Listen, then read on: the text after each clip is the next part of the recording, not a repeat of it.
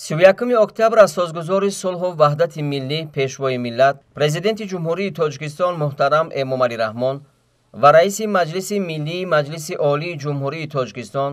раиси шаҳри Душанбе муҳтарам Рустами Эмомалӣ дар ноҳияи Синои шаҳри Душанбе корхонаи истеҳсоли макарони ҷамъияти дорои масъулияти маҳдуди шаҳри зебои моро ифтитоҳ карданд. дар корхонаи истеҳсоли макарони ҷамъияти дорои масъулияти маҳдуди шаҳри зебои мо дар як баст 14 намуд маҳсулоти макаронӣ бо номи лазоли истеҳсол шуда, дар он 35 нафар сокини маҳаллӣ соҳиби ҷойи кори доимӣ гардиданд. иқтидори истеҳсолии корхона дар як сол 3000 тонна мебошад. ин навъи маҳсулоти ғизоӣ ивазкунандаи воридот буда, талаботи аҳолӣ ба он зиёд аст. фармоишгари асосии бунёди корхонаи истеҳсоли макарон ҷамъияти дорои масъулияти маҳдуди шаҳри зебои мо буда, корҳои сохтмонӣ дар он соли 2021 оғоз гардид. масоҳати бинои истеҳсолӣ 0,150 гектарро дар бар гирифта, дастгоҳу таҷҳизоти корхонаи навбунёд аз Италия харидорӣ ва насб гардидааст. корхонаи истеҳсоли макарон дар партави иҷрои супориш ва ҳидоятҳои пешвои миллат муҳтарам Эмомалӣ Раҳмон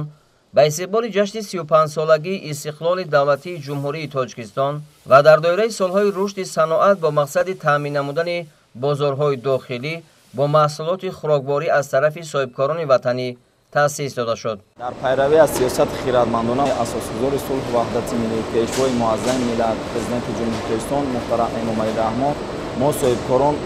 тасмим гирифтем ки дар ҳудуди шаҳри Душанбе сохтмонеро ба анҷом расонем ки ҳамчун як сохтмони истеҳсолӣ бошад. роҳбарияти ҷамъияти дорои масъулияти маҳдуди шаҳри зебои мо тасмим гирифтанд ки бо истеҳсоли маҳсулоти ивазкунандаи воридот ба хусус навъҳои гуногуни макарон аҳолиро бо маҳсулоти хусифати ордӣ таъмин намуда, барои ноил шудан ба яке аз ҳадафҳои стратегии ҳукумати ҷумҳурии Тоҷикистон таъмини амнияти озуқаворӣ ҳиссаи арзандаи худро гузоранд. раванди истеҳсоли макарон тавассути хати муосири технологӣ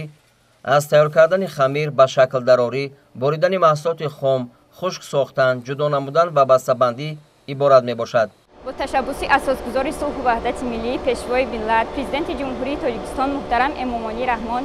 дар шаҳри Душанбе корхонаи истеҳсоли макарон сохта ба истифода дода шуд ки мо занону духтарони хонаншин бо ҷойи кори доимӣ таъмин гаштем ва дар оянда кӯшиш менамоем ки барои пешрафти кишвар ва сатҳи некӯаҳволии мардум саҳми худро гузорем. пешвои миллат муҳтарам Эмомалӣ Раҳмон аснои шиносоӣ аз имкониятҳои коргоҳи истеҳсоли макарон бо сифати баланд истеҳсол намудани маҳсулот, фаъолияти ҳамешагӣ, афзоиш бахшидани самти фаъолият ва бо ин васила зиёд кардани ҷойҳои корию таъмини саривақтии талаботи сокинон бо ин маҳсулоти хӯроквориро зарур шуморида, бо дар назардошт имкониятҳои фаррохи пойтахт дар самти афзун гардонидани иқтидори истеҳсолӣ ба масъулон дастуру супоришҳо доданд. пас аз ифтитоҳи коргоҳи истеҳсоли макарон дар ҳамин ҷо сарвари давлат муҳтарам Эмомалӣ Раҳмон аз намоишгоҳи маҳсулоти корхона боздид ба амал оварданд. айни ҳол дар ҷумҳурӣ 31 корхона ба истеҳсоли макарон машғул буда, дар 9 моҳи соли равон 6,3 тонна ин навъи маҳсулот истеҳсол гардидааст. талаботи аҳолии кишвар ба макарон дар як сол 13,9 тонна макаронро ташкил медиҳад. дар шаҳри Душанбе 9 корхонаи маҳсулоти макаронӣ фаъолият дорад.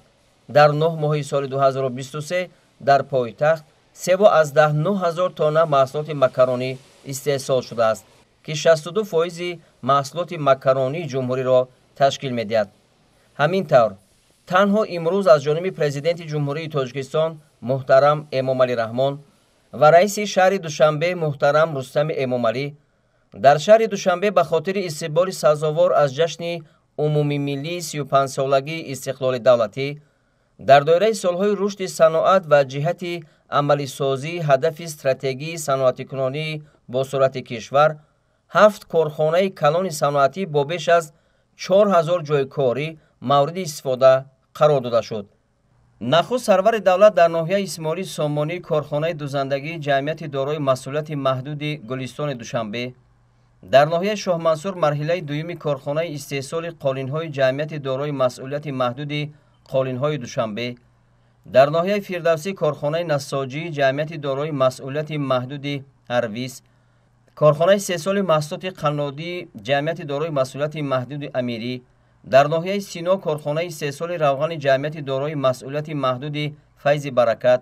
کارخانه 3 سالی تجهیزات برقی ایماد و کارخانه 3 سالی مکرون جمعیت دارای مسئولیت محدود شهر زیبای ما را مورد بهره برداری قرار دادند. بنیاد به استفاده دادن کارخانه های نوی صنعتی برای تأسیس جایهای نوی کاری،